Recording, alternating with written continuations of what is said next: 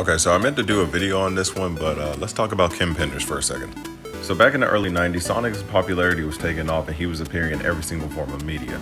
From video games to TV shows to music CDs and finally comic books. And for years, the Archie Sonic comics have been the most popular comic series that ever appeared that aren't made by DC or Marvel. And Kim Penders was that driving force. From 1994 to 2006, Kim Penders was literally working under Archie Comics. But because there was no guidelines for writing stories from either Saga or Archie, Penders could basically do whatever the hell he wanted. His real claim to fame is when he started writing the Knuckles comic book series that pretty much detail more of Knuckles the Echidna's heritage, his lineage, and basically everything about the character. Because remember, Knuckles only made his first appearance in Sonic the Hedgehog 3, so even though that he was already a fan favorite character, not a lot of people knew about him that much. And just for the Sonic series, Penders has made over 250 Sonic characters for the comic book series alone. And yes, most of them were echidnas. But when it came down to his writing, Penders was kinda weird about it. Penders had a strange fascination with the characters, from their relationship with one another, Knuckles' family tree, one that his girlfriend / distant cousin is a part of, and his sometimes weird artwork.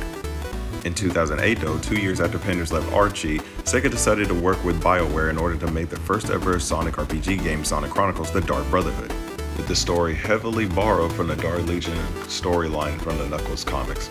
This understandably left Penders upset, and he decided that he wanted to file a copyright with his characters. Now, despite the fact that he signed a contract back in 1994 that says that all the characters that he created are owned by Sega, and also the fact that he left Archie Comics back in 2006, due to Archie's incompetence, Penders winded up walking away with over 250 Sonic characters, thus killing the Archie Sonic comic run.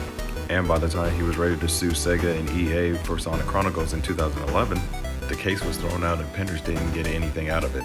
What he did get is for the desire of these companies to never see or work with him ever again. His actions would cause the Sonic and Mega Man crossover to happen, which would cause the Genesis Wave to reboot all the comics continuity. This would lead to Archie giving up the rights to make Sonic comics, and IDW would pick up the licensing, with Ian Flynn being the new head writer of Sonic. He's even the head writer for Sonic Frontiers. So if you're still asking who is Kim Penders and what did he do, he's an egotistical control freak who literally single-handedly killed one of the most longest running comic book series of all time. Someone who should be observed, but not to be engaged with. Although this man brought a lot to the table when it comes to Sonic comic books, and he was probably even the backbone of Archie Comics Sonic for a long time now, his downfall is a sad cautionary tale for Sega for years to come. But at least Sonic's comic legacy still lives on with IDW. But like I said, screw you, Kim Penders, you know what you did.